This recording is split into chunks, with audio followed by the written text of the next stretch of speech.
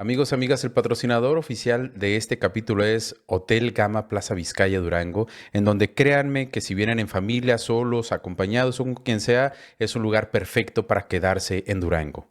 Si tú a esa edad vas con tus compas, estás muy cerca. Si por alguna razón o motivo te llega a gustar de más la cerveza o la sensación y ya no la puedes controlar, te puede llegar a esperar. Estás a un paso, siempre estás a un paso.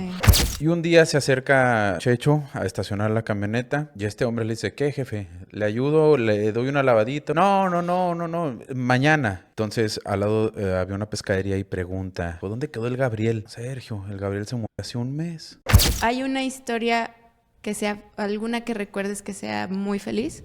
O sea, que sea un final feliz, por así decirlo. Entonces me empieza a contar, mira, es que yo desde pequeña recuerdo que a mí me visitaban. Yo no entendía qué es lo que sucedía, pero a mí me visitaban extraterrestres.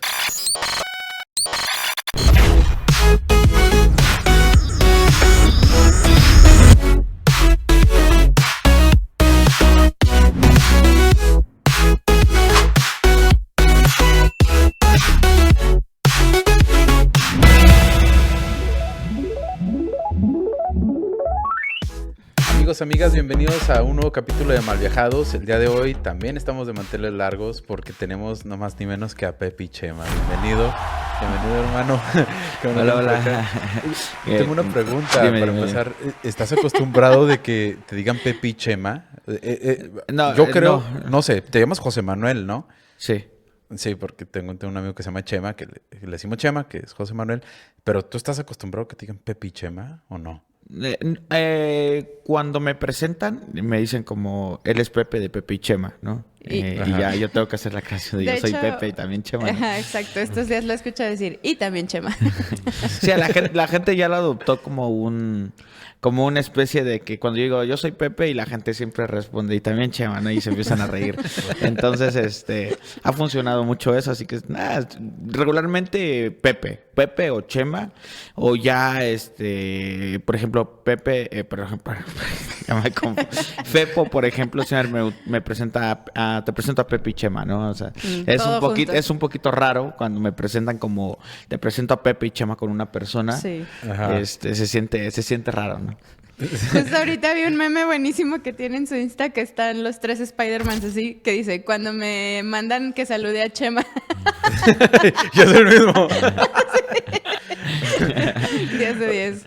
10 de 10. Oye, pues, ¿cómo quieres que te diga? ¿Chema o No, Pepe? como ustedes ¿Sí? prefieran. Yo estoy acostumbrado, digo, en la infancia me decían Chema y ya en la adultez me dicen Pepe. Así que es muy variado. Yo estoy conforme con todo. Sí. Bueno, ok. Vale. Pepe. Para mí serás Pepe. Oye, Manuel. Pues eres mi tocayo. Sí. Ah, ok. Oye, Pepe, yo estos días que hemos platicado con tanta celebridad como ustedes, con gente que yo considero exitosa en este rubro de YouTube y todo, y que admiramos, genuinamente los admiramos muchísimo, me gusta empezar con esta pregunta que... por ejemplo, a Lourdes fue una pregunta creo que personal y que le evocó un poco de sentimiento, el saber por qué empezaste a hacer esto. ¿Por qué escogiste esta carrera que no es nada sencilla, verdad? Que es pues hacer contenido. Ok. Mi historia es un poco diferente, el cómo llegué aquí, porque yo tuve una ventaja, yo estudié cinematografía. Entonces, el hecho de estudiar cine a mí lo que me permitió es entender un poquito cómo funciona un contenido. Cuando uno hace un contenido, uno elige si va a ser bueno o va a ser malo. ¿Cómo eliges tú eso? Bueno, principalmente tienes que tener conocimiento, tienes que tener educación y estos conocimientos te enseñan sobre guión, te enseñan sobre estructura, te enseñan sobre muchas cosas. Entonces, cuando a mi canal le va mal, yo no digo qué está pasando con el algoritmo, yo no digo qué está sucediendo, por qué no me posiciona. Yo siempre estoy pensando en el contenido, por qué no le gustó a la gente. Hice tal vez una pregunta, una interrupción que no estuvo del todo bien, tal vez no se contó la historia como la gente quería. Entonces empiezas a hacer cambios más desde esa parte, más que de una situación de hice contenido 15 años, 20 años y pegó a los 16 años pegó mi contenido. En mi caso fue diferente y no digo que que es porque sea mejor lo que sea, sino que yo tenía el conocimiento de cómo lo debía de hacer. De hecho, el que yo hiciera contenido fue una decisión desesperada. ¿A qué me refiero? Yo siempre supe que tenía que hacer contenido para YouTube. Era raro, pero yo siempre decía, ay, voy a hacer algo para Curioso. YouTube. Pero nunca lo hacía. Entonces yo me dedicaba a vender mis cursos, yo me dedicaba a vender software, me dedicaba a vender diferentes cosas. Porque conocía cómo venderle a la gente, o sea, qué necesitaba yo decir o qué necesitaba decir un anuncio para que la gente dijera, pues voy a preguntar. Cuando uno de esos negocios que yo tenía quiebra, yo me quedo con 30,000 pesos en la bolsa y digo, ¿qué voy a hacer? O sea, con 30,000 yo vivía en Chiapas en ese momento, la renta me salía 3,200 pesos. Te imaginarás, o sea, yo podía pagar un año de renta prácticamente. Y decir, pues estoy tranquilo, ¿no? O podía hacer alguna otra cosa o pagar 3 meses y todo lo demás, pues lo utilizaba para comer en lo que yo veía que hacía. Pero no, o sea, la decisión fue muy drástica. Yo dije, yo creo que lo que necesito para salir adelante y todo esto es abrir un canal de YouTube. O sea, sonará poco lógico, pero dentro de mi perfil era lógico. O sea, porque decía, bueno, si tú tienes los conocimientos y tienes esto, pues claro, es el momento, ¿no?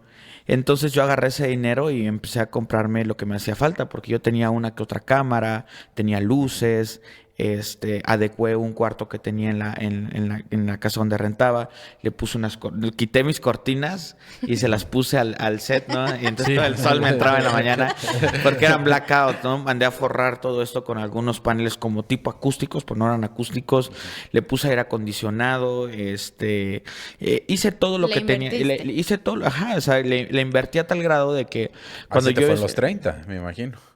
¿Mandé? Ahí sí, se te van los 30. Sí, porque realmente lo que sucede, yo tenía un coche, un pequeño Matiz, tenía una moto también y lo que hacía era, me iba en moto a casa de mis papás a desayunar, comer y cenar y me regresaba a seguir trabajando, ¿no? Porque todo ya me lo había acabado y prácticamente no estaba haciendo proyectos. Hacía una que otra cosita para algunos clientes con los que me gustaba trabajar porque yo tengo un problema, si no me gusta me cuesta. Entonces es difícil cuando quieres emprender, eso es muy difícil porque eso puede hacer que quedes mal con los clientes, que te retrases en muchas cosas, que entre en juego más las emociones, la depresión, porque cuando hablas de crear una cosa que te gusta, evidentemente va impreso tu talento y si algo no queda bien, entonces te juzgas por tu talento, tendré el suficiente talento, lo tendré menos, entonces a mí me afectaba y entonces yo no funcionaba mucho con clientes. Y entonces por eso cuando yo decido hacer el canal de YouTube es porque yo hago un análisis muy personal y digo, bueno, José, tú eres bueno para crear contenido y comunicar ideas muy claras a la gente. Crear contenido no me refiero a internet, me refiero a crear cosas.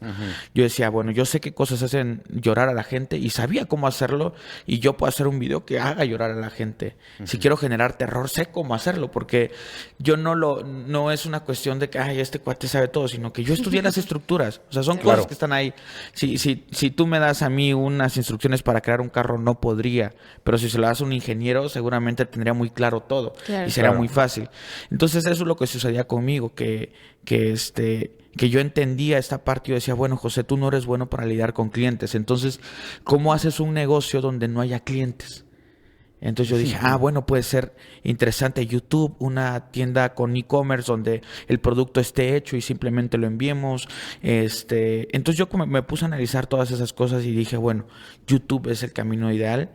Y cuando yo hago YouTube, me dedico y hago una preproducción, que la preproducción en cine se refiere a todo este proceso que haces antes de iniciar cualquier proyecto audiovisual, llámese película, videoclip, lo que sea, que es donde tú entiendes a través de los escritos que tú hagas, del papel, de los guiones y de todo esto, cuál va a ser el resultado de tu proyecto y equivócate en el papel. Porque si te equivocas en el papel no cuesta nada, porque lo borras y lo vuelves a cambiar.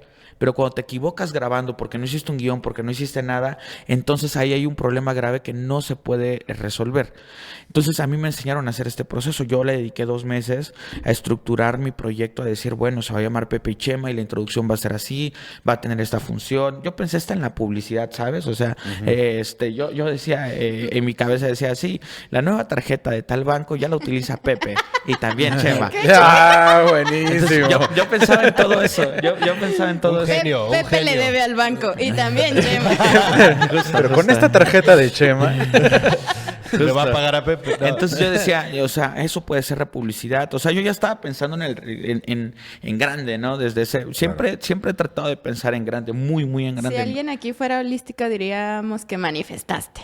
Sí, lo he tenido muy claro, ¿sabes? Sí. O sea, yo soy una persona que siempre puso a prueba la ley de la atracción, muchísimas cosas, ¿no? Y ¿Crees eso- en ello, Pepe? Sí. Ok. He sido, no fiel creyente, sino he recibido sus beneficios. Claro. O sea, Ok. sí puedo decir que en mi caso sí ha habido una conversión. Yo les voy a decir algo y nunca lo he contado, pero yo me imaginaba, siempre que cuando no tenía carro, me imaginaba, cerraba los ojos y me imaginaba tener el volante del coche que yo quería, ¿no? Me imaginaba y lo sentía y lo tocaba y veía. Luego, en otros momentos sentía cómo había dinero sobre mi mano, o sea, fajos de billetes, así, y sentía cómo pesaban y sentía cómo los podía tocar y todo eso. Y son cosas que a lo largo del tiempo se fueron presentando, no porque lo pensara nada más, no porque Claro. lo declarara, sino porque yo lo hacía. O sea, yo Hacía decía, real. exacto, o sea, yo no simplemente pensaba que iba a suceder, buscaba cómo lograr que pasara. A huevo. Entonces, eso era como que algo bien importante. Sí, no, a huevo, Sí, no. A Porque Rey le llegó al corazón. güey. No, neta, genuinamente a mí también, ¿eh? Es Sí, a que mí también. nosotros nos dedicamos a eso, Pepe y Chema. Continúa, Ay, no, por Ray. favor, hermano. Ahorita. No, sí, para mí era algo importante porque yo hasta la fecha lo sigo haciendo, ¿sabes? Y me sigo proyectando a más cosas, pero yo siempre decía, no me quedé en el pedir, sino que realmente yo estaba buscando todo el tiempo. Pero cuando al principio todo salía mal es porque realmente yo no me había entendido como persona, como empresario, como lo que tú me quieras ver. Yo quería ser como un empresario cualquiera y yo me di cuenta que no debía ser ese empresario, que yo debía ser otro tipo de empresario. Y cuando yo planteé todo esto, yo ya había dicho, bueno, cuando ya pegue Pepe y Chema y tenga una cierta cantidad de suscriptores, voy a lanzar otro proyecto que se va a llamar Anónimo. Anónimo es un proyecto que tengo de confesiones donde llega la gente a contarme cosas muy Increíble. densas. Sí. Buenísimo. Sí. Pero yo dije, voy a hacer primero Anónimo. No, mejor hago primero Pepe y Chema porque en Anónimo no voy a tener tanto acceso en este momento a tantas historias de tanta gente. Entonces mejor Pepe y Chema. Entonces hice Pepe y Chema y luego dije, cuando ya llegue a este número voy a hacer esto, voy a hacer lo otro. Estamos hablando de que hoy 2 años y 3 meses después existe Pepe y Chema y 7, 8, 9 canales más. Llegaste, o sea, fue rápido, 2 años. es Porque rápido. hemos estado trabajando, Sí. o sea, llevé una preparación muy dura a lo largo de mi vida porque yo cuando hacía proyectos lo primero que hacía era contratar gente. Cuando yo contrataba a una persona eso me obligaba a echarle muchas ganas. Claro, o sea, Entonces- en tu espalda el peso de decir esta persona depende de mí, a lo mejor Claro. lo que come, lo que hace, depende de mí y está Claro. cabrón, ¿verdad? Y yo ganaba lo exacto para pagarles, o sea, yo no tenía ninguna ganancia, pero yo decía Sí. en algún momento. Nunca pasó cuando yo estaba haciendo esos otros proyectos, pero ¿qué te puedo decir? Fue una preparación que me hizo entender la importancia de invertir en los proyectos, la importancia de que cuando un proyecto pega tú puedas invertir en una cosa diferente, porque a mí me llegó a ir muy bien en la vida, muy bien, pero siempre me lo gastaba porque siempre creía que ese negocio iba a durar para siempre. durar. Y hoy no, hoy si Pepe y Chema deja de funcionar, hay otros 8 canales a los que les dedico el tiempo necesario para que funcionen y seguir viviendo de esto que me gusta, ¿no? Sí. Recuerdo haber escuchado en algún lado que también trabajaste como en algo de política. Sí. Sí, ¿verdad? Hice muchas cosas antes de hacer podcast y justamente en política hice varias cosas de las cuales pues no me siento tan orgulloso, siempre lo he dicho. Me da pena, me da hasta pena contarlo y un poco de remordimiento, pero no hice nada malo. No considero que haya apoyado a las personas incorrectas, pero considero que no fue la forma. Ok. Porque yo conocía también cómo venderle una idea a la gente, que yo hacía campañas de políticos que no parecían campañas, que parecían cosas orgánicas, donde cientos de miles de personas ponían comentarios acerca del político, de qué increíble que sea así, no manches. Yo siempre creía que era que poner espectaculares no era una buena idea si eras político, porque te ven en un espectacular y la gente automáticamente dice, ¿y este qué quiere? Porque está en 55,000 espectaculares, ¿no? Entonces yo decía, no, hay que hacer ideas diferentes, hay que hacer algo donde la gente sí te vea, que se posicione igual que un espectacular, pero que la recepción de la gente sea diferente. Claro. No es lo mismo que te vean y piensen una cosa, que te vean y piensen otra. Entonces yo me encargaba de hacer estas campañas como orgánicas, que no eran orgánicas y no eran planeadas, donde la gente decía, wow, qué increíble político, qué increíble persona, o ni siquiera sabían que eran político y luego lo empezaban a etiquetar. Yo pedía, etiquétenlo para que lo reconozcan, ¿no? Y entonces ya la gente en los Claro. comentarios veía que era un político y decían, qué buena onda, ¿no? Que ni siquiera sabía que le estaban tomando una foto o que estaba haciendo esto, que estaba haciendo lo otro. Y yo lo hacía, ¿no? Entonces, esas historias yo las contaba hasta en restaurantes. ¿A qué me refiero? Que si un restaurante quería posicionarse, yo les decía, yo estudié cine, yo sé de iluminación, yo sé de muchas cosas. Y yo les decía, olvídense de las fotos de los platillos con cámaras profesionales, con iluminación, que se vean perfectos, olvídense de eso. La gente cuando ve esas fotos dicen, o sea, vamos a ese restaurante, venden esto, pero no es como te lo imaginas, ¿eh? No es como viene en la foto. O sea, nunca. Exacto. Entonces yo lo que le enseñaba a los restaurantes es cómo hacer que la gente fuera por la foto. Entonces nos olvidábamos de las luces, nos olvidábamos de todo eso y eran fotos con un teléfono en lugares donde no parecían tan estéticos, sino simplemente para que la gente entendiera y dijera, wow, o sea, sí se ve bien lleno el plato, ¿no? Y obviamente asumían que era la foto real, porque era una foto donde no había iluminación, no habían cosas, o incluso eran videos. Entonces yo hacía esas pruebas, ¿no? O sea, hacía una sesión de fotos, luego hacía esto y dije, no, apostemos por esto. Y al final siempre todo fue mucho más orgánico. Yo hacía sesiones de fotos a políticos con celular y atravesaba a personas a propósito y decía, atraviésate tú tantito, que se vea normal, a ver, tú al fondo abraza a tu hija, vas a hacer esto, lo otro.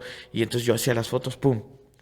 Y la gente no veía que era una foto. Sí, se ve menos producido, menos Claro, falso. entonces esa parte era importante, el hacerlo lo menos falso posible. No lo hice mucho tiempo, lo hice con muy pocas personas, pero yo decidí mejor dejar de hacerlo, porque ni siquiera yo recibía como retribución económica tan fuerte. Nunca pagan bien, güey. Yo también trabajé con uno y nunca me pagó bien. Sí. No, aparte a mí siempre me ofrecieron trabajo en política, pero así, o sea, me ofrecieron ser director de comunicación social del Instituto Mexicano de la Juventud en el momento del sexenio de Andrés Manuel López Obrador.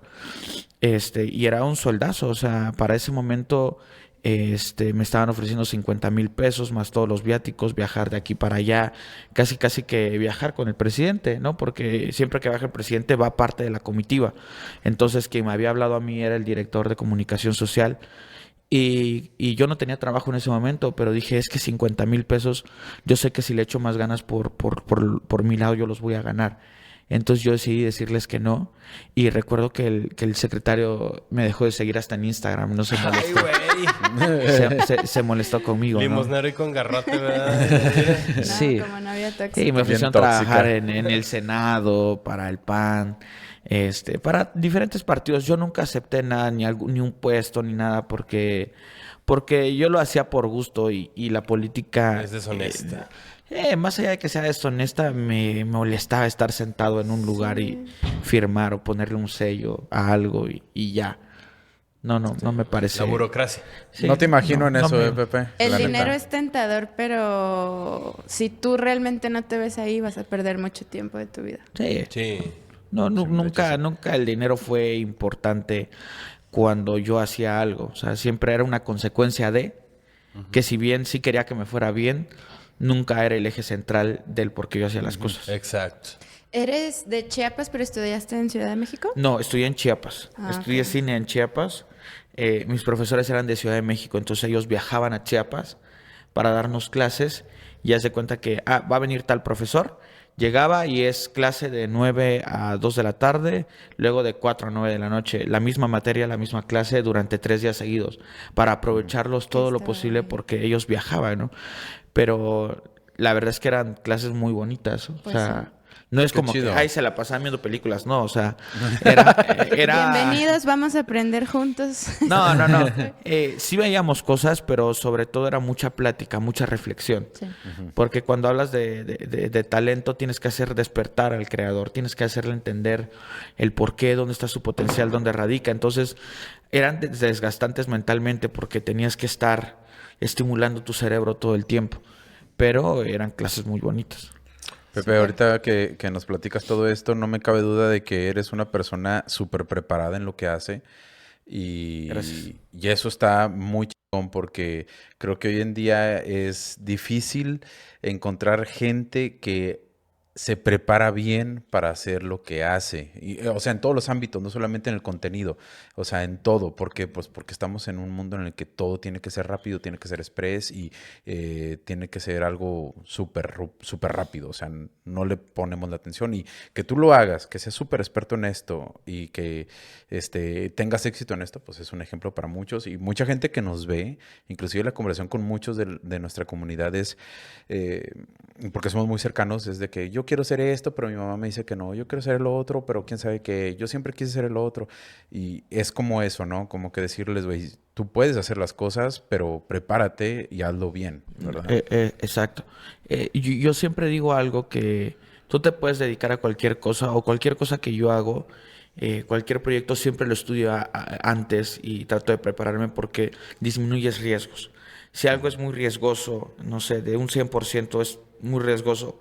Ah, bueno, pero yo estudié cine. Ah, bueno, entonces se reduce un 25% ese riesgo. Ah, pero yo hice una preproducción de 2 meses. Ah, se disminuye un 10% más porque estudió su proyecto.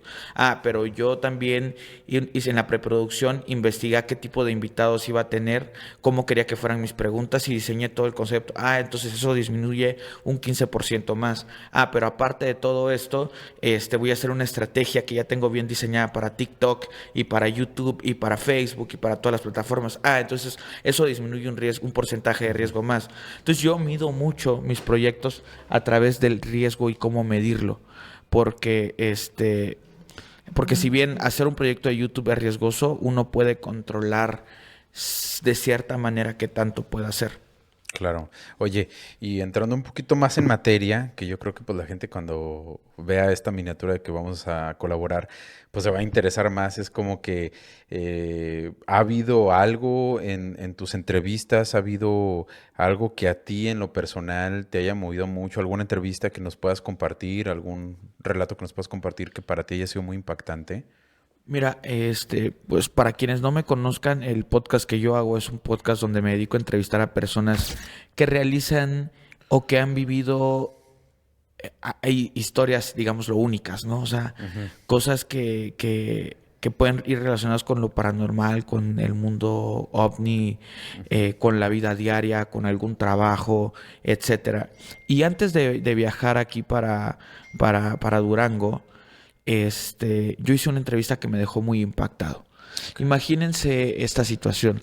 Eres un chico de alto rendimiento, practicas natación, te pagan incluso porque tú nades, tienes a tu mamá, tienes a tu abuela, tienes a tu abuelo, sabes quién es tu papá, pero no lo conoces. Lo has visto un par de veces, etcétera. Pero quien te apoya es tu abuelo todo el tiempo. Entonces tu abuelo te lleva a todas las clases, a todas las competiciones. Y un día a los 16 años tu abuelo no llega. Tú llegas a casa y ves que tu abuelo está en cama y le preguntas cómo está y pues dices que me siento muy mal. Se lo llevan al doctor y resulta que se le reventó un tumor y ya tiene prácticamente todo el cuerpo metástasis, ¿no? Y pasan los meses y el abuelo muere, desgraciadamente. Y este chico que practicaba natación, que hacía todo esto, entra a la universidad y empieza a conocer amigos que lo llevan al mundo del alcohol. De pronto él, pues, en una fiesta se toma sus cervezas. Digo, ay, qué chido, ¿no? Me da pena hablar a las mujeres, ahora puedo hablarles.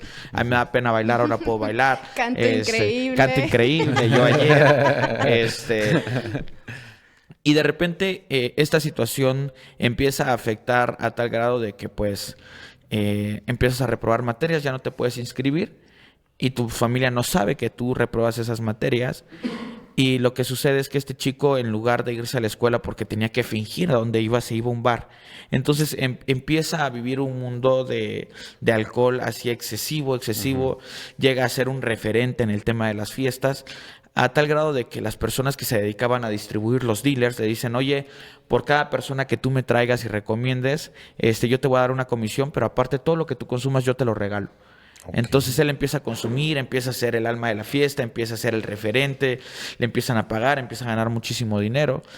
Y en un punto, pues, por problemas y todo este tipo de cosas, se mete en problema con estas personas, tiene que huir de casa, su familia se entera lo que hacía, y se encierra en un cuarto. Pero ya en este cuarto ya no puede dejar de tomar alcohol, ya no puede dejar de consumir.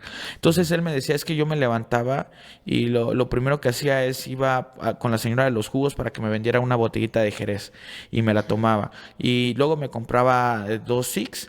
Y yo le pregunté, oye, ¿en qué tiempo te lo tomabas? O sea, para ya tener este nivel de alcohol.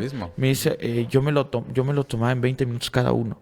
O sea, era muy rápido. Pero para mí era tomármelo rápido porque a mí no me gustaba la cerveza. Me gustaba la sensación que me generaba y la paz que yo tenía. Me decía, yo tenía delirios de persecución. Yo veía luces de policía dentro de la habitación y no había nada. Pero, o sea, lo empezó a llevar a un nivel tan extremo, pero tan extremo, que él, en su desesperación, empezó a consumir hasta los perfumes. Cuando ya no tenía dinero para comprar, abría los perfumes y se los podía llegar a tomar. Wow. O sea, ya era una adicción tan fuerte, que él, pues, estaba dopado así todo el tiempo. Hubo una ocasión que tomó cerca de 2 semanas sin comer alimentos. Sin comer alimentos. Esa fue la diferencia. Okay. No comió ningún tipo de alimentos. Es internado. Le ponen un medicamento y mi compa queda ciego. A los 27 años, el día que platicamos, tenía 30. O sea, lleva 3 años que no puede ver porque un nervio óptico se le inflamó. No hay trasplantes, no hay ningún tipo de operación que le ayude. En un futuro yo creo que hay buenas posibilidades de que algo pueda suceder.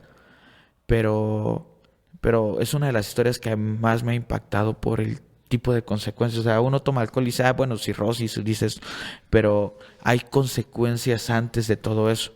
Claro. Lo impresionante de la historia es que cuando él queda ciego, como a las 2 semanas, logra convencer a su mamá de que se lo lleven a casa de su mamá,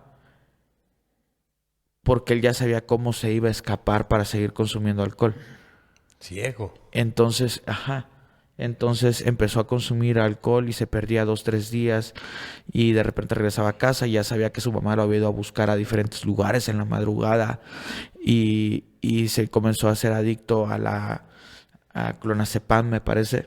A los barbitúricos. Porque dice que él se dormía y así es como podía soñar y podía volver a ver.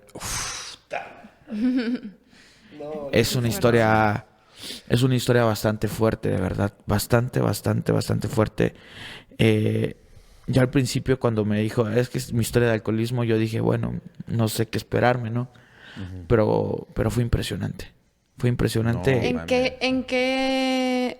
O sea, tenía 27 años cuando quedó ciego. Cuando empieza como la adicción, ¿como cuánto tiempo fue? 16 años. O sea, estuvo 11 años consumiendo así al extremo. No, pues sí, súper chiquito. Sí, y ahora que, sí, pues después de lo del abuelo fue donde quien era tu guía, quien te cuidaba, quien te protegía. Ahora él había terminado de estudiar la carrera de ingeniería industrial. Obviamente ya no la puede ejercer. Sí. Y ahorita está estudiando fisioterapia. Y pues ya cuando llegó pues conmigo, pues llegó ya volvió a hacer ejercicio, pero no puede hacer natación, pero ahora hace como tipo CrossFit y ese tipo de cosas, se ve muy bien físicamente. Uh-huh. Y es una persona que tiene un gran potencial para ser un conferencista. Yo se lo dije Y espero que lo tome en cuenta porque la historia que él tiene conecta de una forma diferente. Sí. Porque siempre llegan, no consuman alcohol porque esto te lleva a las adicciones. Y luego, pero cuando una persona te cuenta realmente esa historia y de cómo todo esto pasó y cómo tú de repente te reflejas y dices, wow, yo hago eso. O sea, decir, a mí afortunadamente nunca me tocó irme con mis compas de la prepa o de la universidad a tomar chelas porque yo no tomaba nada. Pero él decía, no, yo sí iba con mis compas a tomar. Entonces dices, güey, o sea, si tú a esa edad vas con tus compas, estás muy cerca de ese camino. Si por alguna razón o motivo te llega a gustar de más la cerveza o la sensación y ya no la puedes controlar, híjole, lo que te puede llegar a esperar. Estás a un paso, siempre estás a un paso. Sí.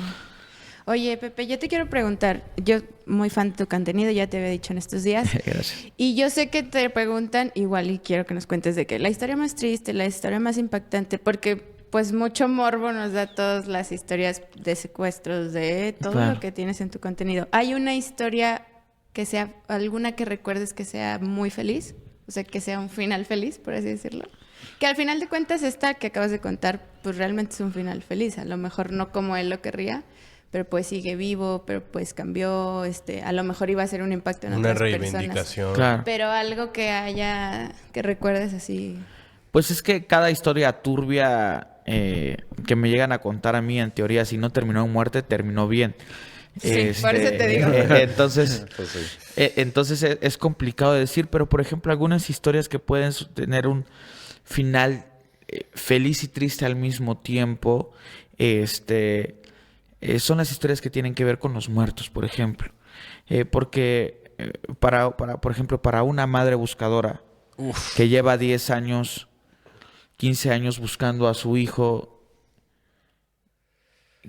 el final feliz puede ser encontrarlo, ¿no? Porque ya, incluso yo platicando con ella le decía, o sea, que es un buen resultado, ¿no? Encontrarlo vivo o muerto es un buen resultado. Sí, lo que ellas quieren es cerrar el ciclo con encontrando lo que sea.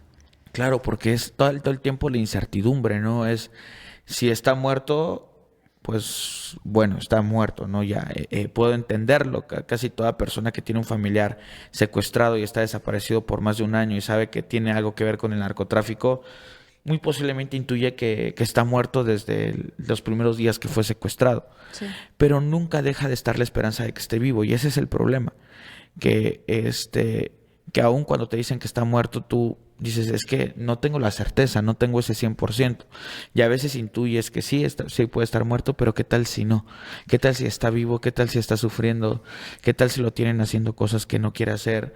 ¿Qué tal si está esperando a que alguien lo encuentre? Entonces, esa cuestión yo considero que es lo que hace que una persona no pueda tener la paz.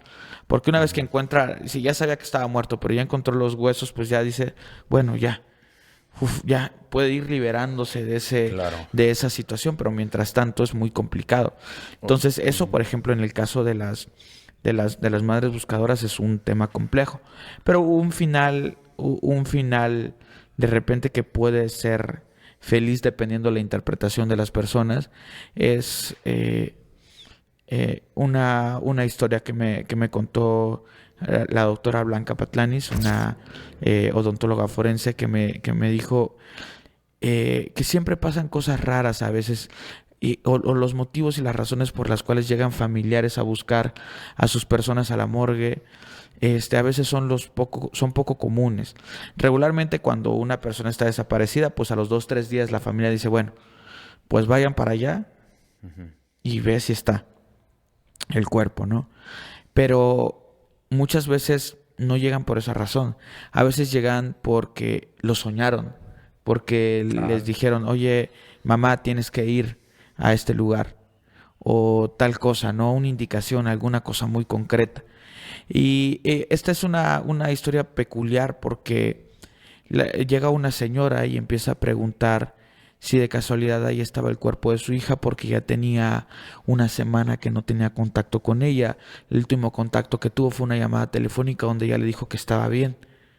Y entonces pues empieza a pedir los datos, ¿no? Ah, bueno, ¿cuál es el nombre? No, pues tal cosa. ¿Tiene por ahí el INE o algo donde podamos sacar su huella dactilar? alguna cosita donde podamos sacar algún otro dato interesante que nos pueda llevar al reconocimiento del cuerpo.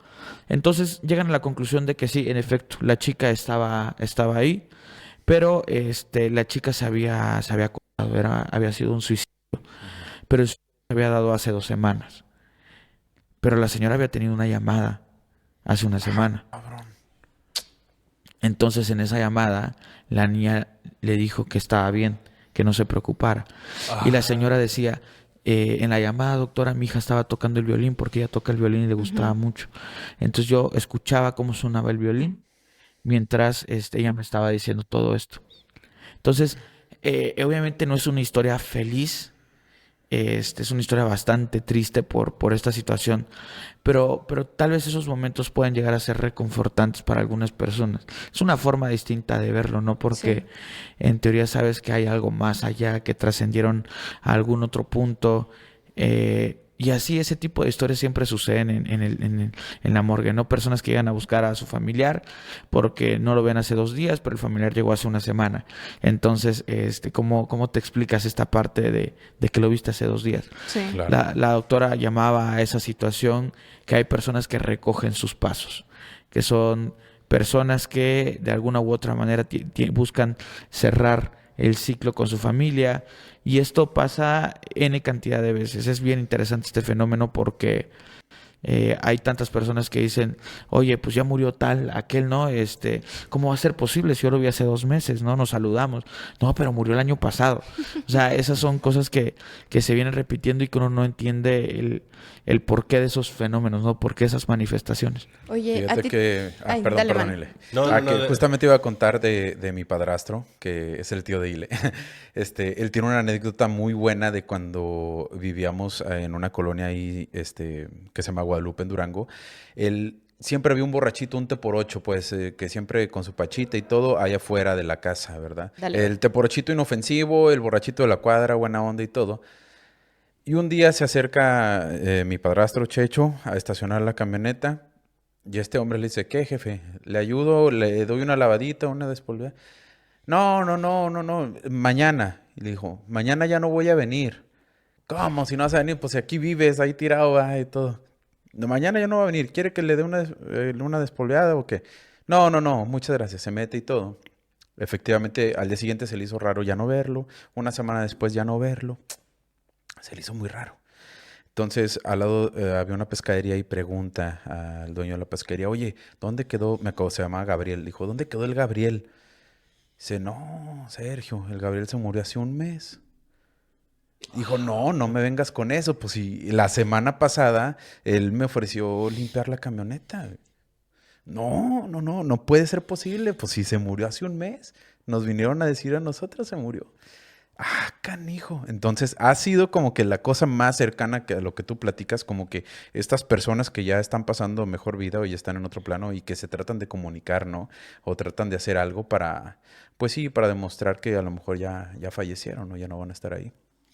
Sí, este fenómeno es bastante interesante de analizarlo porque si un ente, un cuerpo, una persona que ya trascendió tiene la posibilidad de manifestarse, ¿por qué elige manifestarse de esa manera? Sí. O sea, ¿qué hay detrás? O sea, ¿cuál es el objetivo? Siempre me pregunto eso, ¿no? ¿Cuál es el objetivo de que veas un fantasma? No logro entender muchas situaciones. En el caso de la muerte, pues sí uno logra entender que, bueno, tal vez se están despidiendo de algunas personas, pero el hecho de que te digan, oye, te lavo tu camioneta es... ¿Por qué? ¿Para? Ajá. O sea, ¿cuál es la situación que buscan?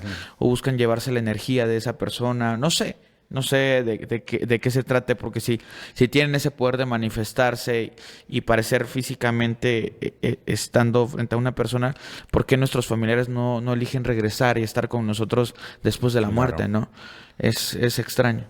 Oye, ¿y a ti siempre te gustaron estos temas? Porque, contexto, ya lo saben ustedes, aquí en Durango hubo un evento este fin de semana y vinieron sobre todo en el tema de ovnis, extraterrestres, todo esto. No tanto lo paranormal, pero ¿te empezaron a llegar a ti este tipo de historias o sí te gusta realmente el tema o cuál de los dos te gusta más, UFOs? Ok,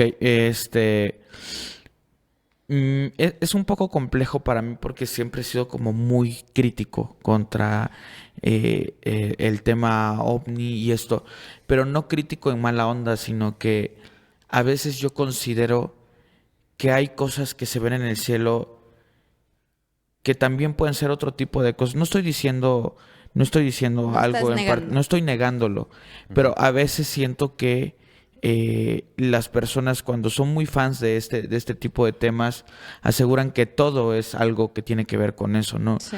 Yo recuerdo que está este aparatito que se utiliza para lo paranormal, para ir a un lugar desconocido y este Spirit Box Frecuencias, ¿no? mide las frecuencias. Entonces yo escuchaba y la gente decía, ah, sí, está presentándose, dice que su nombre es tal. Y yo decía, guay, ¿de dónde?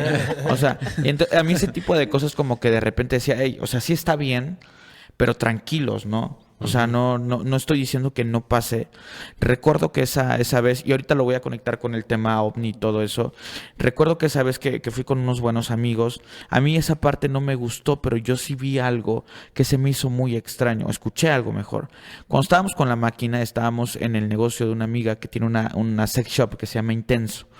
En Intenso hay unas cabinas que sirven para encuentros con personas y todo eso.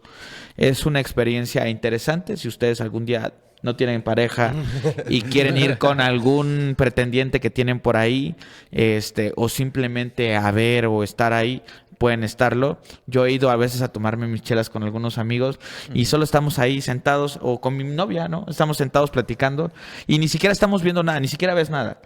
Pero simplemente es como un entorno distinto. La gente actúa de una forma distinta y genera una atmósfera extraña. Pero yo soy muy abierto en esas cosas. Entonces, esta amiga que es dueña de esa sex shop le dijo a estos amigos que hay muchas personas que estaban viendo a una persona en el baño, a un trans. Ella cree que el trans ya murió porque no sabe nada de él desde hace muchos años y cree que ese es el lugar seguro que tenía él. Entonces nosotros fuimos a buscar y le estuvimos dando vuelta a todo y con el Spirit Box estuvimos investigando. Hasta que en un momento, cuando tú vas haciendo cambio de frecuencias, a veces captas frecuencias de radio, frecuencias de diferentes cosas, hasta que en un momento entró una frecuencia de una estación de radio. Pero una estación, o sea, siempre iba cambiando así de... Y de repente cambiamos a una estación de radio. Y en la estación de radio decía, oigan, estoy bien, estoy con Dios, aquí me siento tranquila, aquí me siento bien. Y después la persona dijo, es radio, y lo cambió. No. Y el espíritu, no. Así, no. Yo quiero escuchar ruidos raros. Yo no quiero escuchar Entonces, mensaje para mí contundente. esa situación Claro. fue un mensaje bastante claro. Y me pareció, dije, ok. O sea, no te va a llegar de la forma en cómo tú lo buscas. Hay que tener esta apertura, ¿no? Entonces, esto pasó lo mismo con el fenómeno ovni, ¿no? Yo de repente veía fotos y decía, bueno, estoy viendo, no sé, al marcianito, que es una foto que la tomaron con cámara infrarroja, y entonces me pongo a ver todas las fotos y veo que en todas las fotos hay un primer plano. ¿Qué es un primer plano? Es un objeto que está así, y este es un primer plano, yo estoy en un segundo plano y está el tercer plano que es el fondo, digámoslo así. Pero todas las fotos tenían un primer plano y a mí se me hizo muy sospechoso porque el primer plano era muy presente. O sea, ¿a qué me refiero? Era muy evidente de que estaba entre las ramas, de que estaba entre una cerca, de que estaba aquí, de que estaba allá. Yo dije, o sea, si yo estoy fotografiando a uno de estos güeyes, lo que menos quiero es que estos objetos me tapen. Claro. Entonces, se me hacía muy extraño esa situación y yo digo, no, es que estas fotos son reales y esto, bueno, para mí, yo tengo mis dudas y mis reservas. No digo que no lo sean, pero no te voy a decir eso es cierto, ¿no? Y sin embargo, hay otras historias de personas que parecerán más fantasiosas, pero yo digo, wow, o sea, aquí sí hay algo. La primera historia que me llega porque yo voy a un evento a grabar un video mientras yo ya hacía el podcast. Y tenía un amigo que tiene un negocio que se llama Greyhound. Y es como un lugar donde tú llevas tu carro, pero llevas como tu carro caro, para que le hagan un mantenimiento en la pintura, cierto tipo de detalles, no es como de estética automotriz premium. De alta gama. De alta gama, ¿no? Entonces, él fue patrocinador del evento de la NASCAR, y pudo poner su stand. Y en el stand, pues ahí estaban como muchas personas apoyándolo. Yo fui a hacer un videillo de esto, lo otro. Y estaba la esposa de él. Y él, pues molestándola a ella, le dice, pues cuéntale a ver tu historia. Y ella me dice, no te la voy a contar. No, que te la cuente. Y él le decía así como de, ay, que te cuente sus fantasías. Y entonces me empieza a contar, mira, es que yo desde pequeña recuerdo que a mí me visitaban. Yo no entendía qué es lo que sucedía, pero a mí me visitaban extraterrestres. Y experimentaban conmigo. Yo a veces me sentía que estaba acostada como en una cama y me estaban diciendo que era parte de una investigación acerca de mujeres y pasaban ese tipo de cosas y en algún momento recuerdo haberlos visto en la ventana. Recuerdo que mi mamá también los vio. Pero yo tengo ese recuerdo y mamá se olvidó, no se acuerda de esa historia de cuando vimos a los extraterrestres. Y yo en algún momento me acostumbré a que me visitaran. Entonces, cuando yo soy mamá por primera vez, yo sé qué días me van a visitar. Entonces lo que hago es, dejo a mi hijo en la cama y yo me bajo a la sala a dormir, porque sé que me van a visitar. Okay. Entonces ella dice que pues siente cómo le hacen todas estas cosas y que en su momento le conectaron algunas cosas dentro de su cuerpo y dice, mira, de hecho yo tengo una cicatriz, esta es la cicatriz que tengo, ¿no? Y me la muestra y yo así de wow. Y yo me doy cuenta de que hay personas que cuando viven realmente este tipo de situaciones no las cuentan por pena, no las cuentan porque la gente no les cree y para mí tiene un valor distinto. Y hay personas que no han vivido estas situaciones y dicen, no, güey, hace ratito fuimos a la casa de tal, güey, y no manches, empezaron a cerrar las puertas, pero así portazos, y escuchábamos cómo tronaba la casa, y no es que no pueda pasar. El problema es que cuando una persona ya cree en este tipo de fenómenos, ya está muy expuesta a que cualquier cosita sea algo que te indique que algo está sucediendo. Y por ejemplo, en mi caso, yo empecé a vivir fenómenos paranormales hace como un mes. Uh-huh. Y yo recuerdo escribirle a Fepo y decirle, oye, amigo, te lo juro por Dios, no sé qué hacer para que me creas. No sé qué hacer, o sea, no, yo lo que hacía era grabar videos de todo. Y yo decía, no, es que estos videos parece que yo los estoy provocando porque de verdad yo escuchaba un ruido. Como si te sugestionaras. Sí, haz de cuenta, yo estoy en la sala, escuchaba un ruido en el cuarto y lo que agarraba era encender mi teléfono, grabar un video desde que yo me paro hasta que iba al cuarto. Y tú dices, ay, ¿por qué iba grabando un video cuando va a su cuarto, no? Cuando ya ves el video. Pero yo hacía eso, ¿no? Entonces ya entraba al cuarto y veía que había algo tirado. Recuerdo específicamente, por ejemplo, una crema, ¿no? La crema ya había salido volando una vez. Yo la recogí, la puse. Y como a la semana, otra vez la misma crema sale volando. Y yo dije, ok, está raro. Aquí hay algo. Ajá, pero no dije nada. Entonces agarré la crema y la puse entre una caja con algodones y una caja con desmaquillantes. Y lo prensé entre las dos. Y a la hora ya estaba otra vez en el piso. Pero tú no estabas cerca cuando no, se yo caía. No, estaba. Nada, yo no estaba. Yo no estaba. Estaba en la casa. Sí.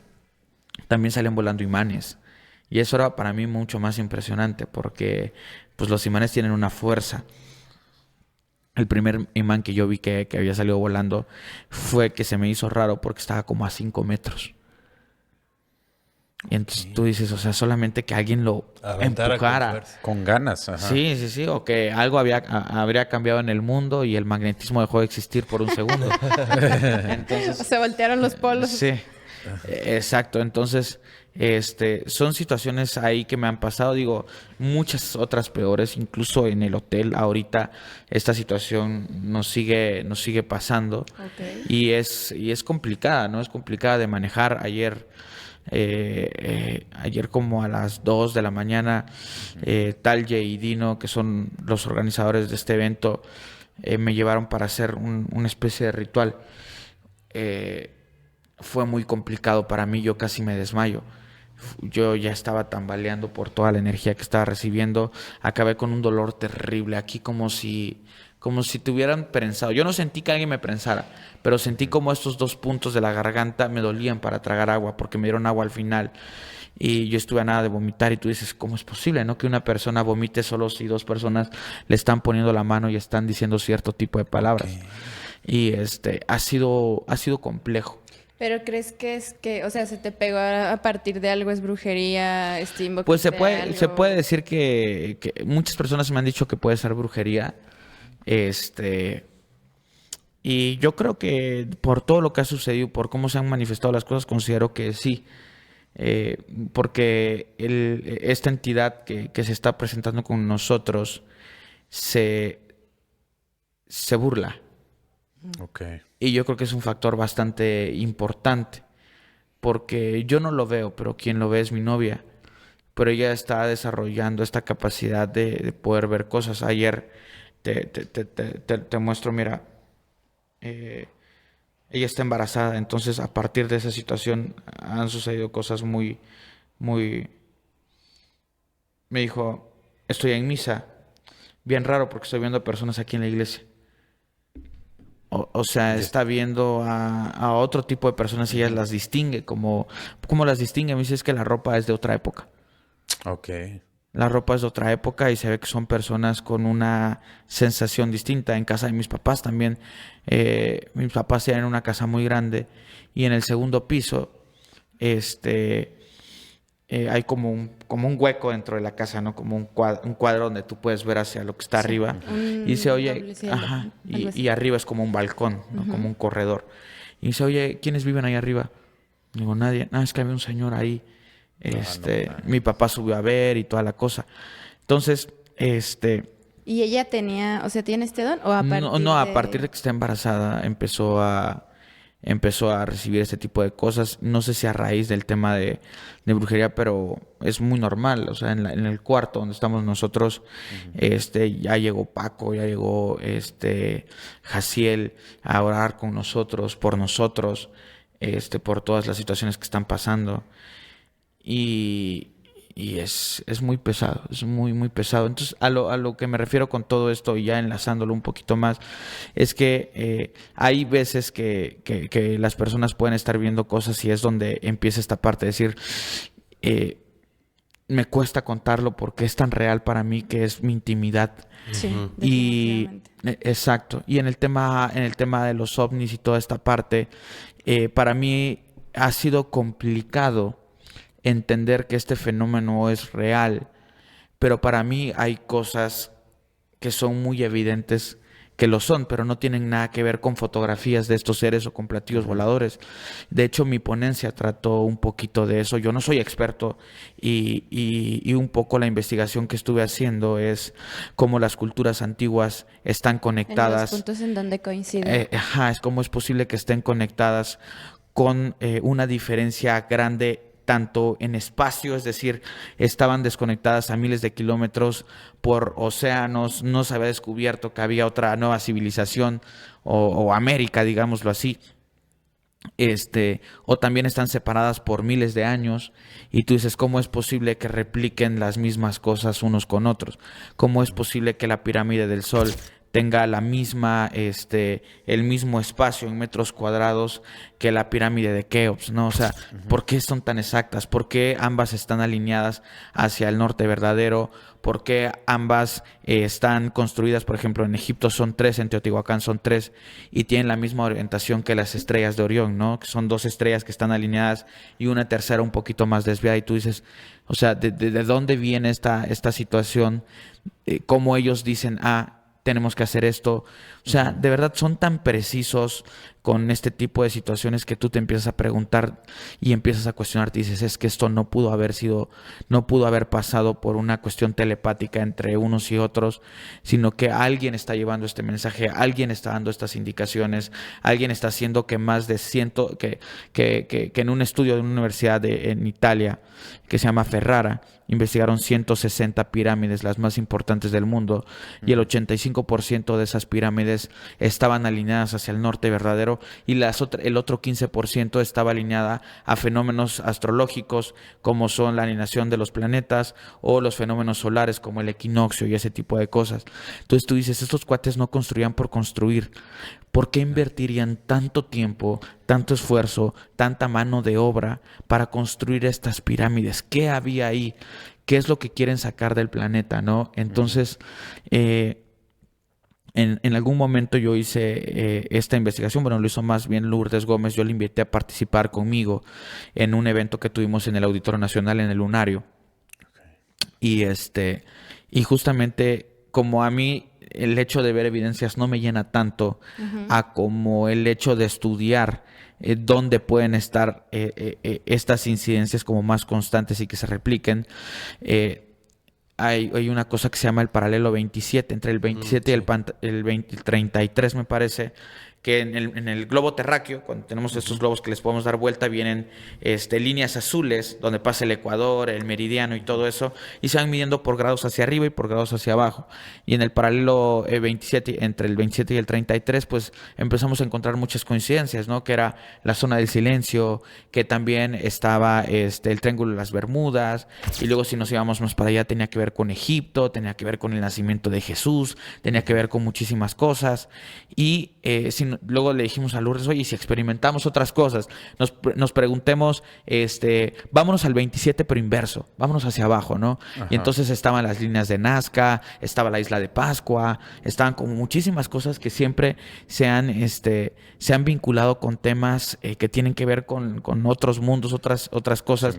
Luego nos pusimos a medir, oye, y si medimos los lugares más importantes que hay en el planeta Tierra, que ya son construidos por el humano, pero de la época reciente. Ah, no, pues la Casa Blanca, ¿no? ¿Dónde está la Casa Blanca? No, Washington. Ah, ok, coincide perfectamente con el Vaticano. Entonces, no queramos decir y asegurar que fue así y que... Pero es extraño, ¿no? Como hay ciertas coincidencias y hay una teoría que habla de carreteras energéticas, que es que el mundo es como las hormigas. Sí. Tú ves que las hormigas están caminando por un mismo sitio y se mueven y giran y dan vueltas y todas caminan por ahí. Y un poquito lo que sucede es como eso, ¿no? Hay ciertas líneas que se trazan donde están sucediendo cosas. Y hay muchas cosas interesantes. En esa plática recuerdo que también hablamos acerca de las matemáticas. Hay como un lenguaje universal, digámoslo así, a través del número de pi y también de la proporción áurea, ¿no? Que el Fibonacci. El Fibonacci, esta proporción áurea que está presente en algunas plantas, que está presente en la arquitectura antigua, en cosas, en el Partenón, ¿no? Que están vinculadas con algo mucho más allá, que está vinculada hasta con la Virgen de Guadalupe, que hay cierta proporción entre su base y su altura, pero que también habla, por ejemplo, en el caso de la Virgen de Guadalupe, cuando tú sacas el manto y lo pones sobre el mapa de México, cada estrella que está sobre el manto señala un volcán. Aquí en México es como un mapa, ¿no? Entonces es bien interesante y tú dices, ¿de dónde vienen estas señales? ¿De dónde viene tanta precisión? O sea, ¿por qué el manto de la Virgen de Guadalupe podría tener una correlación con alguna otra cultura de la antigüedad por la forma en cómo tomaban los astros y los ponían perfectamente ubicados en ciertos puntos?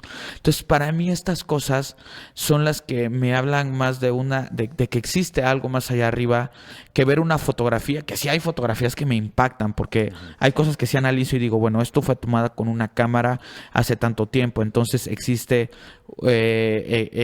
no existía un Photoshop o lo que tú quieras, pero sí había manera de alterarlos, pero yo me fijo hasta en el grano de la película, o sea, la textura de la fotografía, y tú dices, ok, está integrado, el sol corresponde con la iluminación que le llega a los árboles, pero también con la que le llega al objeto, corresponde con esto, con lo otro, corresponde con el mismo uso de lente, porque a veces, no sé, hay lentes como un 50 milímetros y hay lentes como un ojo de pez. Entonces te dan perspectivas totalmente diferentes y alteran el cómo se ven las cosas. Sí.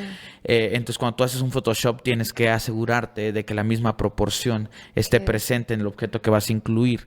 Entonces yo como que me pongo a ver ese tipo de cosas y también la lógica de la fotografía, ¿no? O sea, ¿por qué? Porque yo estaba acostumbrado a hacer ese tipo de montajes, ¿no? Claro. Eso es justo le decía a Lourdes que... ¿Esta es mía? Sí, Sí, adelante. Adelante. Justo le decía a Lourdes que lo chido de su tipo de investigación, o sea, lo súper valioso y rescatable es que, sobre todo ya que toca temas religiosos y pues que es muy escabroso con los religiosos o fanáticos religiosos, y que para mí lo vuelve mucho más real, es que cuando se filtra todo eso de las fotos, lo que puede ser, y que es ciencia y que es prueba real, es inclusive aún más valioso que lo crees, o sea, porque pasó todos los filtros, ¿no? Claro. ¿Quieres preguntarle algo, Manu? No, la neta me tienes... No, Ok. adelante, Sí, porque me tiene... estamos bien serios. Normalmente nunca somos tan serios. Yo te quiero preguntar, Pero es que no. parte de la magia de Pepe y Chema es pues las historias únicas. Y creo yo, a menos que me corrijas, que es no tener invitados así como pues súper famosos. O sea, que es gente regular, que es gente como nosotros. Normal, que tiene Común y experiencia, corriente, que sí. tiene una De a historia. pie. Pero ¿hay alguien a quien a ti te gustaría platicar específicamente de algún tema y has rechazado a alguien que quiera contar su historia? Voy a empezar por la de que he rechazado, porque la respuesta a lo siguiente es como muy polémico. Pero, sí, muchas personas, sobre todo personas que, por ejemplo, me escriben y me dicen, no, oye, Pepe, estoy pasando por una depresión muy complicada. Es un momento muy difícil para mí, pero quiero compartir mi historia porque he vivido algo difícil en mi vida y quiero compartir mi historia porque quiero que la gente que está viviendo lo mismo que yo pueda lograr salir. Y entonces, un poco el análisis que yo hago a partir de que me pasaron un par de veces, no lo hacía antes, yo le decía, bueno, pues cuéntame tu historia, ¿no?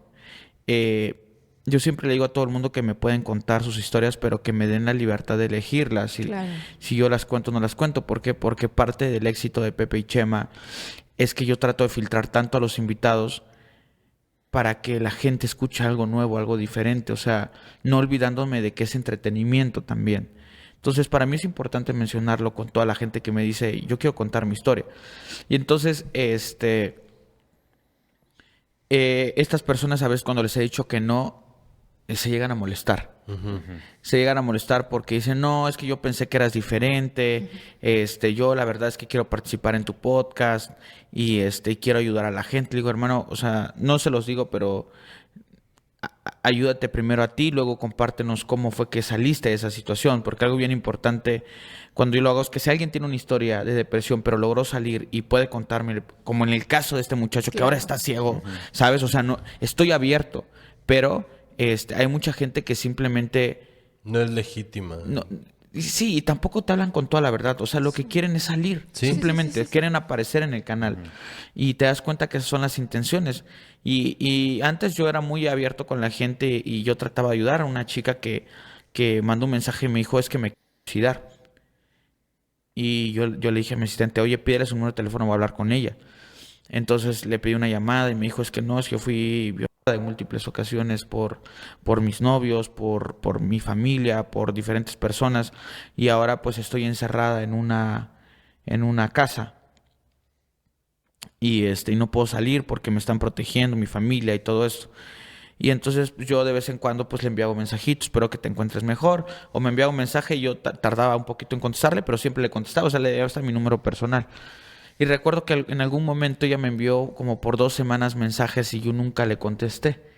Y de repente me llega un mensaje. Yo sabía que estaban ahí los mensajes, obviamente, porque sé cuándo me llegan. Pero me puso, yo creí que eras una persona diferente, te he contado todo lo que me ha pasado en mi vida y no puedo creer que te importe poco. Que lo único que te importa a ti son las vistas y las cosas. Y yo en ese momento estaba pasando una situación muy complicada, una situación legal. Y yo tenía que viajar a Chiapas para arreglar estos problemas. Y cuando estaba en Chiapas me enteré de otra situación legal terrible que tenía que resolver en Ciudad de México. Yo estaba muy estresado y yo le contesté muy, muy agresivo. Porque yo le dije, te voy a decir algo. No eres la única persona que tiene problemas en este mundo, pero la diferencia entre tú y yo es que yo me levanto a tratar de resolverlos. Yo sé que tu situación es complicada, pero ya pasaron las cosas y a veces se trata de actitud. O sea, fue un momento de molestia mío. Claro. Porque yo dije, güey, no eres la única persona que tiene problemas. O sea, Sí, yo ¿no? siempre o sea... Ni es tu responsabilidad sus problemas, ni son Claro, tu claro. culpa, Yo ni lo nada. traté de hacer en buena onda y mi Sí, novia sí, me dijo, sí. ¿sabes qué? Es la última vez que tú hablas con una persona que te escribe ese tipo de situaciones. Claro. ¿Por qué? Porque, güey, o sea... Le estás invirtiendo ¿qué- tú algo que claro, no o te sea, corresponde. y eso fue molesto para mí porque yo le dije, ¿sabes qué? Y ya no quiero que me vuelvas a contar nada. Porque ya estoy fastidiado de estas situaciones, esto, lo otro. Yo te respondo cuando puedo. Y ojalá que salgas de esos problemas, todo esto. Me estuve enviando mensajes de disculpas, no sé cuánto tiempo, pero dije, no, ya. O sea, me olvido de esa situación. Y en el caso de querer entrevistar a alguien, y digo, va a sonar polémico, porque no es una persona que sea querida por la gente. ¿De qué político estamos hablando? No, es y no es. Es Elon Musk. Ok. Elon Musk. Ajá. Es una relación amor-odio que tengo con él porque lo admiro, pero no lo quiero. Sí. ¿Ok? Sí, claro. Sí. Porque siempre he admirado a Steve Jobs, he admirado a Mark Zuckerberg, pero Elon Musk me parece de los tres el que más arriesga para ganar. Él está invirtiendo para llevar personas a Marte, está invirtiendo en un chip que se instala en la cabeza, está invirtiendo en diferentes tecnologías, en túneles debajo de la Tierra para conectar mucho más rápido. Sabrá que un túnel puede conectar a Nueva York con Londres y que puede llevarte en 1 hora y media. Entonces, uno se pone a pensar en este tipo de situaciones y dice, wow, ¿qué está sucediendo en la cabeza de este compa? Y un poquito es como, yo lo relaciono un poco con lo mío, que es, yo no estoy pensando en hacer un negocio de una constructora, por ejemplo, ¿no? Que es un negocio convencional. Yo estoy diciendo, voy a hacer un canal de YouTube, porque en mi cabeza funciona. En la cabeza de él funciona llevar personas a Marte, invertir proyectos en eso y en generar cohetes que sean renovables y eso. Entonces, me parece interesante la visión que tiene y me gustaría curiosear dentro de su mente y saber que sabe que nosotros no. Sí. Entonces, ese tipo de situación. Y obviamente, ¿por qué relación amor-odio? Porque pues es una persona que es sobreexplotador, tiene muchas cosas en política que no son nada buenas. Lo que él dice es lo que él quiere, lo que quiere que se haga. Entonces, es complejo de explicar. Pero sí existe una admiración de mi parte, ¿no? A Steve Jobs lo admiro muchísimo y fue reverente en su segmento y todo, pero Elon Musk para mí es algo distinto a todos. Y fíjate que ahorita que dices eso, me acuerdo mucho en una clase que yo tuve de alemán, ¿verdad? Yo vivo acá en Alemania y en una clase me preguntaron si estuvieras en un elevador con una persona, ¿a quién te gustaría tener ahí para conocerla, verdad? Y yo iba a poner Hitler, genuinamente. No lo puse porque pues es Alemania, o sea, iba a ser muy malo de mi parte. Pero genuinamente me gustaría platicar con él. No lo admiro en lo absoluto, pero me gustaría platicar con él para ver cómo manejaba él su forma de pensar y todo. Y un güey de Pakistán puso a Saddam Hussein. Y ese sí fue una súper controversia, que porque a él, los atentados y todo, y él dijo, mira, a mí me llama muchísimo la atención cómo una persona de la nada puede llegar a ser muchísimo, como lo fue él, ¿verdad? O sea, cómo se pudo levantar. Y a mí también, de esta parte de Hitler, ese como que esa visión del mundo tan diferente que a lo mejor tenemos todos de hacer el bien y todo, también es muy, muy raro conocer una persona que tenga completamente algo radical a eso. O sea, ha de ser muy interesante. Sí. Cosa que no estoy de acuerdo. O sea, nada más quiero aclarar, no estoy de acuerdo. Sí, Solamente exacto. es interesante. Y eso es yo siempre tengo que aclarar esas situaciones porque, no sé, si yo invito a un satanista que va a platicar conmigo, no estoy de acuerdo, no lo practico, no hago muchas cosas, pero genuinamente hay una curiosidad del hecho de saber por qué. Entonces, creo que es algo que le tengo que agradecer mucho a mis seguidores porque ellos me lo han permitido. Ellos me han permitido llevar a una persona que que del todo ha hecho cosas no tan queridas o que no son bien vistas, pero la gente se da la oportunidad de escuchar las motivaciones y las razones de por qué. Y también ha permitido que tenga invitados que sean interesantes, que lleguen por motivaciones distintas. Por ejemplo, en Anónimo llegó una señora y me dice, yo estoy aquí porque quiero contar cómo maltrato a mi hijo. No, ¿Sabes? Y yo dije, ok. Pero eso es importante. O sea, a lo que me refiero es importante en el tema de mi actitud. Es decir, tengo que darle la confianza y tengo que entender el por qué. Y ella me contó que tuvo a su hijo, pero que ese muchacho, desde que nació, empezó a ser como muy hiperactivo. Muy hiperactivo. Y se desconcentraba demasiado y tenía muchas actitudes que no eran del todo buenas. Y cuando estuvo en primaria, no lograba avanzar de años, de pasar de primer grado a segundo grado, de segundo grado. O sea, llegó a tener, no sé, es que no quiero decir, pero yo creo que había escuchado cerca de 16 años.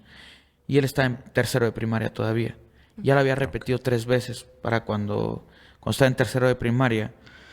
Y ella se desesperaba porque decía, ¿cómo es posible que no puedas entender? ¿Cómo es posible que tus hermanos, el más chiquito que nació hace tantos años, ya te pasó? Y ella se molestaba, ¿no? Con él porque no entendía por qué no podía hacer las cosas. Y dice que le pegaba hasta que se cansaba. Porque se frustraba de que se sentaba a hacer la tarea con él y no entendía. Y era complicado. Y a tal grado de que cuando la última vez que intentó cursar tercero de primaria, la mamá le dijo, sí, hijo, sí pasaste. Y no había pasado. Porque ella decía, es que veía el esfuerzo que él hacía, pero no pasaba, no lo lograba. Hasta que años después me enteré que mi hijo tenía una complicación. Y que él, tenga la edad que tenga, va a seguir teniendo 7 años. Y todo lo que aprenda hoy se le va a olvidar mañana. Y esas situaciones a mí me llegaban a desesperar porque yo intentaba de todo con mi hijo. Yo intentaba ayudarlo en la escuela, pero me fastidiaba. Entonces yo le pegaba a tal grado que él ya no se podía sentar. Pero intentaba de muchas formas. Y intento que coma, intento que haga esto, intento que haga lo otro. Y no puedo, y la verdad estoy desesperada. Y yo he llegado a pensar que el día que me muera, si lo voy a pedir a la persona que más confianza le tengo, es que le dé una pastilla a él para que él también se venga conmigo. Y era complicado porque me dice, yo lo he llevado a que le den trabajo, a que aprenda a hacer algo, pero es imposible porque él va al trabajo y no y al día siguiente ya se le olvidó que tenía que barrer lo que tenía que barrer. Entonces es muy desesperante para mí porque ya no sé qué hacer, ya no puedo, yo no tengo una vida, yo no tengo esto, estoy dedicada 100% a él y lo he maltratado muchísimo. Y yo dije, wow. Yo vi, y lo voy a decir así, yo vi una historia de amor muy fuerte. Porque le dije, tú no eres una mala madre. Tú lo has intentado a más no poder y lo que tú tienes es frustración de intentarlo tanto. Pero si lo intentas tanto es porque lo quieres, sí, yo lo amo. Pero me desespero, pero no puedo. Hay mucha gente que desespera y abandona a sus hijos o lo mata. Y eso es peor. Tú estás intentándolo sabiendo que ya no hay nada más. Dice, yo no sé qué hacer con él. O sea, y a veces el enfoque es lo que falla. Porque yo estaba preguntándole con él y ella me dice, es que a veces él me dice que quiere ser, que si algún día va a tener una familia, que si algún día una mujer lo va a querer y va a tener un hijo. Entonces le digo, o sea, entonces es consciente de que existe esa parte. Y le digo, ¿tú has platicado con él acerca de lo que tiene? Sí, se lo he explicado un par de veces. Y él intuye que tiene algo. Entonces, yo siempre he sabido que hay personas que tienen capacidades muy interesantes y que tienen un problema mental. Y le digo, ¿y te habla de algún tema que le guste? Sí, le encantan y le fascinan las películas. Él te ve una película y te dice qué actor es, esto, lo otro, de qué película, de qué año, qué tiene que ver con esto, lo otro. Entonces, digo, creo que has enfocado mal la energía. Creo que has enfocado mal esta parte, porque aparte me decía, es que él es súper bueno en los videojuegos. Yo le digo, wow, o sea, yo desde mi perspectiva, yo ya estaba viendo un potencial streamer con una plática súper interesante, sí, ¿sabes? Pero Pero es porque también debemos de salirnos de la caja, ¿no? De decir, es que un trabajo tiene que ser de esta forma. Y una forma ideal de ganarte el pan de cada día es no te trabajar de 7 de la mañana a 6 de la tarde y regresar y ya estar en tu casa. Pero hoy por hoy ser un influencer también es ser un trabajo, es tener un trabajo y es pesado. El término influencer se ha denigrado un poco porque en algún momento las personas que tenían seguidores pues cobraban por ir a comer gratis a un lugar. Uh-huh. Y eso era mal visto porque eran personas que se podían sentir como colgadas. Esa es la percepción que le daba a la gente, ¿no? Pero realmente los influencers son una parte necesaria para los negocios. Hoy un restaurante quiere tener influencers en su negocio, no de mi tipo ni del tipo de nosotros yo considero, pero sí de esas personas que comparten todo lo que ven en su día a día, y son importantes. Entonces, yo creo que hace falta este pensamiento de que si tu hijo quiere ser youtuber, apóyalo, pero apóyalo con educación, apóyalo de una manera consciente, guíalo, enséñale cómo lo puede hacer bien, que estudie del tema. Porque a veces el problema es que como papás pues, solo ve un niño jugando videojuegos. Sí. Y dice, no, pues cuate ya valió, ¿no? Porque es un vicioso y esto y lo otro. Pero es importante, ¿no? O sea, claro, identificar cómo está cambiando el mundo a través de la tecnología. Seguramente habrán expertos en IA en algún momento, personas que puedan sacar mejores resultados de lo que tú y yo podemos sacar con ChatGPT. Esa persona tal vez lo pueda hacer muchísimo mejor y tendrá una carrera especializada en eso. ¿Quién sabe? Pero en el caso de esa persona, yo sí le reconocí muchísimo. Yo dije... en algún momento me gustaría apoyar al muchacho y yo regalarle su setup y prepararlo. Claro. Y que lo haga bien porque veo mucho potencial. Pero son historias interesantes que me llegan a llegar de personas que quieren compartir realmente una historia, sí, y que quieren sacar eso que llevan dentro. Y fuertísimo, güey. No sé cómo lo aguantas. No sé cómo aguantas tanta historia, ¿eh? Justo... No sé cómo lo aguantas. Justo si me permiten, y para ir bajando el episodio, sí, chicos, ya. Porque ya abusamos mucho de ti, güey. Yo quisiera cerrar con esta pregunta, Pepe. ¿Cómo manejas tanta energía acá? O sea, me imagino que la gente ahí desfogándose con... Yo lo poco que he visto, lo mucho que he visto... La raza se deja caer la greña. ¿Y cómo puedes tú manejarlo? ¿Vas a terapia? ¿Qué onda con Pepe en ese aspecto? No voy a... Bueno, ahora sí ya voy a terapia, pero es otra terapia distinta. Es psicológica. Pero no está enfocada en esta parte de desfogarme. Pero creo que hay algo importante que cuando yo hice el podcast, cuando yo lo diseñé en esos 2 meses, yo escribí el tipo de preguntas que iba a hacer. Y yo entendí que mi rol dentro del podcast era generar un personaje, era Pepe y Chema, ¿no? ¿Cómo va a ser Pepe y Chema? Yo escribí, Pepe y Chema tiene que ser una persona curiosa, tiene que ser una persona que deje hablar, tiene que ser una persona que tenga estas características, que construya las historias de los invitados. Entonces, cuando yo estoy escuchando una historia, tú me estás contando la historia de cuando jugaste fútbol y te quebraste la pierna, y entonces yo te voy a empezar a preguntar, porque yo en mi cabeza ya estoy haciendo un mapa de la historia, y te voy a decir, oye, ¿cómo fue ese día? ¿Cómo te levantaste? ¿Qué desayunaste? ¿Qué hiciste? ¿Sentiste algo raro? Y tú vas a decir, bueno, pues entonces, mi labor es construir la historia. Entonces yo voy escuchando la historia y en lugar de preguntar por ciertas cosas, yo creo que si el invitado le metiera más detalle a lo que pasó en los segundos posteriores de que se quebró la pierna, podría ser interesante. Oye, yo nunca me he quebrado la pierna. ¿Puedes contarme qué se siente? ¿Cuál fue ese momento? ¿Cuál fue el momento clic donde tú sentiste que algo pasó? Y entonces yo a través de las preguntas construyo la narrativa del invitado, porque mis invitados no son expertos, no son personas que estén al frente de los micrófonos. Entonces mi preocupación siempre está ahí. Y entonces eso ayuda a que yo no me clave tanto con la historia, sí, sino con la narrativa de la historia. Y algo muy común que pasa con la gente que de repente me encuentro es, Pepe, lloré con este capítulo, lloré con este otro, lloré con este. Porque cuando yo llevaba clases de cine, yo llevé clases de documental. y en documental tienes que entrar. Tienes que aprender a saber cómo preguntar, a escuchar, a medir los tiempos, a saber si el invitado se está yendo muy rápido o muy lento. Entonces, mi labor cuando yo entrevisto es una labor de ser un guía más que un entrevistador. Sí.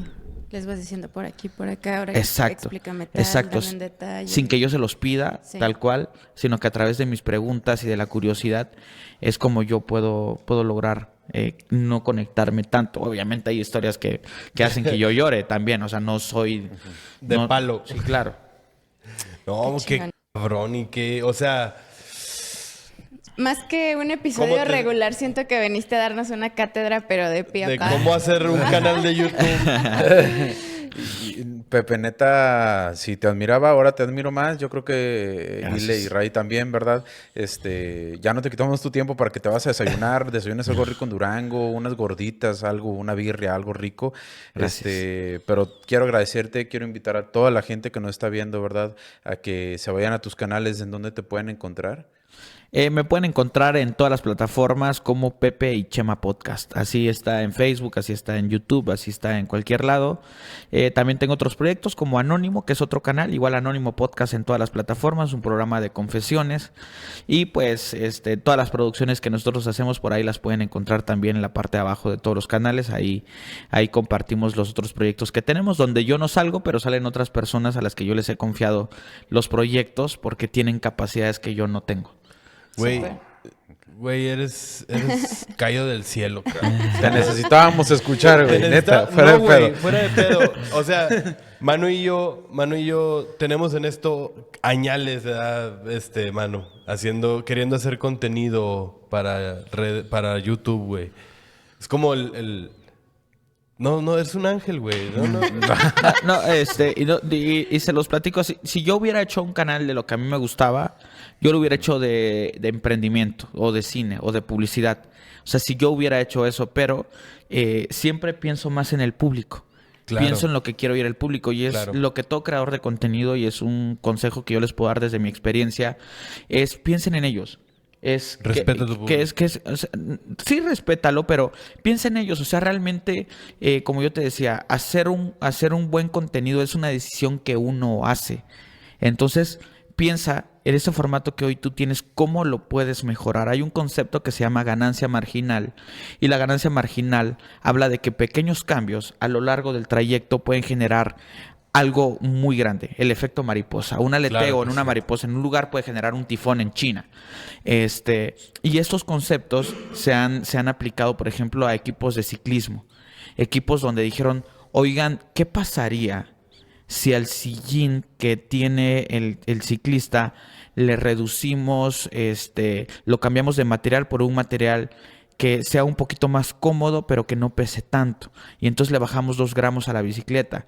Pero ¿qué pasa si a la llanta le inflamos con un poquito más de esto?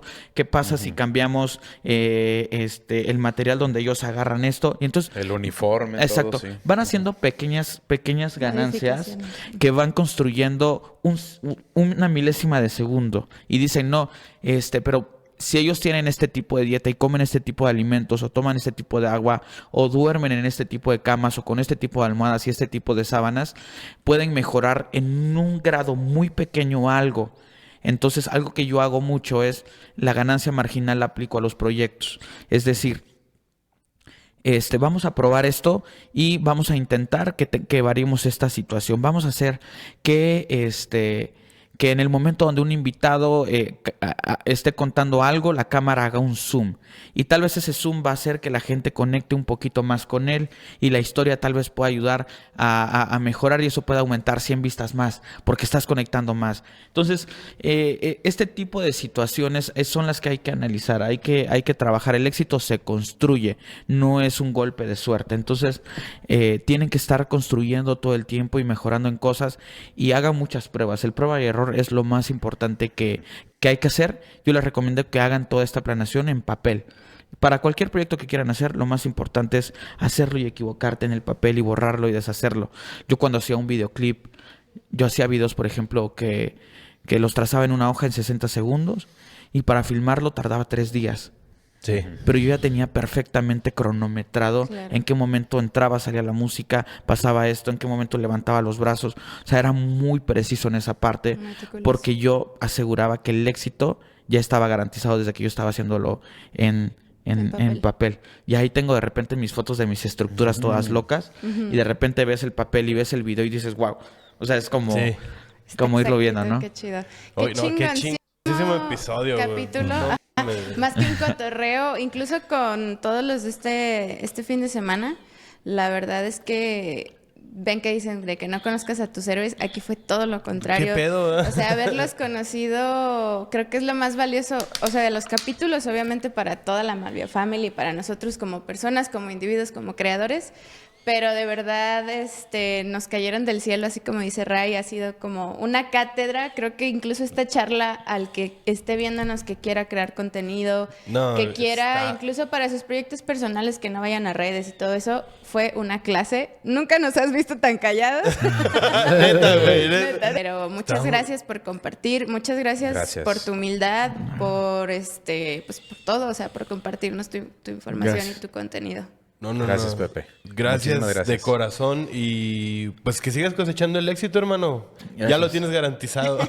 Sí. Por lo menos aquí en Durango ya tienes un espacio. Considéranos parte de tu crew. ¿Sale? Perfecto. Y aquí pues, tienes tu lugar. Aquí, gracias. Ya sabes, aquí tienes tu asiento. Muchas gracias. Gente bonita. Nos vemos en el siguiente capítulo de Malviajados. Bye. Gracias. Bye.